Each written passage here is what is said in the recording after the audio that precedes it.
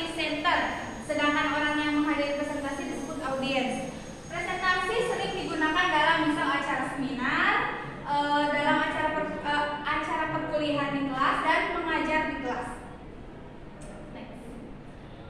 Adapun perencanaan dalam presentasi, yaitu menentukan tujuan. Tujuan pokok dari presentasi yaitu memberikan informasi. Harapan dari pemberian informasi adalah pemberian umpan balik atau feedback dari audiens setelah informasi sampai pada orang yang dituju atau audiens tersebut.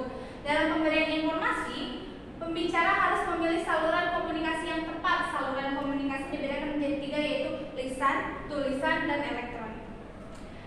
Yang kedua ada memengaruhi atau persuasif atau menyentuh emosi audiens.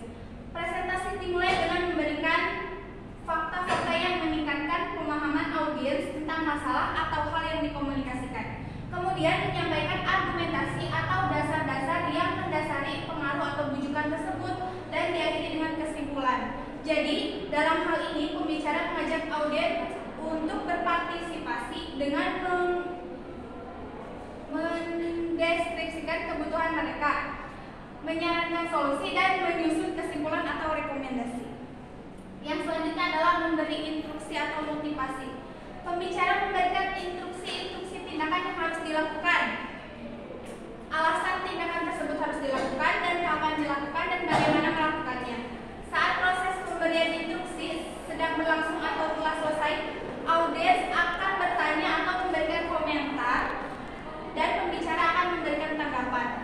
Tetapi jika audiens tidak mengajukan pertanyaan atau memberikan komentar, itu menunjukkan audiens kurang antusias dengan instruksi yang diberikan. Setelah menentukan tujuan pokoknya, kita menganalisis audiens. Pembicara perlu mengenal siapa audiens melalui pendekatan latar belakang, yaitu ada apa, siapa, di mana, kapan, mengapa, dan bagaimana, agar bisa membawakan presentasi yang tepat. Setelah ditentukan latar belakangnya, kemudian dianalisis ukuran atau jumlah, karena presentasi dengan jumlah audiens yang berbeda menuntut penggunaan pendekatan yang berbeda. Kemudian yang terakhir adalah menganalisis reaksi audiens terhadap materi yang dipresentasikan. Secara umum, reaksi audiens digolongkan menjadi 3, yaitu menolak, menerima, atau tidak bereaksi. Adapun cara mempersiapkan presentasi yang baik, yang pertama, menentukan ide pokok. Jika tujuan menentukan suatu yang menjadi sasaran, maka ide pokok adalah cara untuk menyampaikan tujuan, mencapai tujuan. Yang kedua adalah menyusun garis besar. Garis besar membantu untuk memperjelas ide pokok. Jadi pesan harus disampaikan secara rinci, langsung pada intinya. Yang ketiga adalah menentukan durasi lama presentasi. Pembicara perlu menyusun materi sesuai dengan waktu yang tersedia untuk menentukan berapa lama waktu yang dibutuhkan dalam seluruh presentasi. Dapat digunakan kerangka atau garis besar presentasi. Yang terakhir adalah menentukan gaya atau pendekatan. Presentasi bisa dilakukan dengan pendekatan formal atau informal sesuai dengan kondisi dan keadaan yang ada. Materi selanjutnya adalah menyusun format presentasi. Ada bagian pembuka. Di bagian pembuka ada menarik perhatian audiens. Sebelum menyampaikan materi presentasi, pembicara harus dapat menarik perhatian audiens terlebih dahulu. Mengapa? Karena mendapat perhatian audiens merupakan faktor penting dalam kesuksesan presentasi. Misalnya dengan kalimat minta perhatian dan sebagainya. Yang kedua ada intensitas. Cara menarik perhatian audiens dengan intensitas dapat dilakukan dengan menyampaikan objek atau menunjukkan objek yang tidak dibawa atau tidak dimiliki audiens. Yang selanjutnya ada gerakan. Objek yang bergerak biasanya lebih menarik daripada objek yang hanya diam. Yang selanjutnya ada keakraban. Jika pembicara dapat mengenal audiens baik dalam hal nama, jabatan, atau presentasi, maka pembicara tersebut lebih menarik perhatian audiens.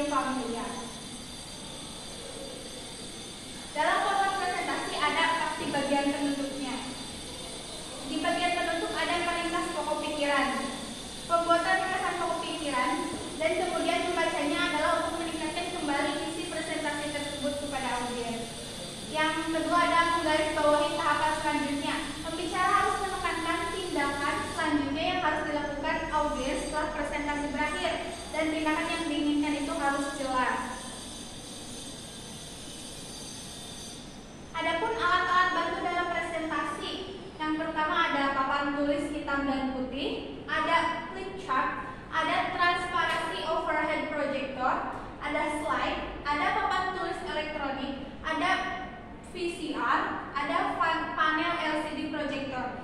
Tentu dari kesemuanya ini memiliki kekurangan dan kelebihan itu tersendiri. Dan yang sering dipakai dalam presentasi biasanya adalah panel LCD projector. Sekian presentasi dari kelompok 3. Terima kasih atas perhatiannya. Semoga ilmunya bermanfaat. Wassalamualaikum warahmatullahi wabarakatuh.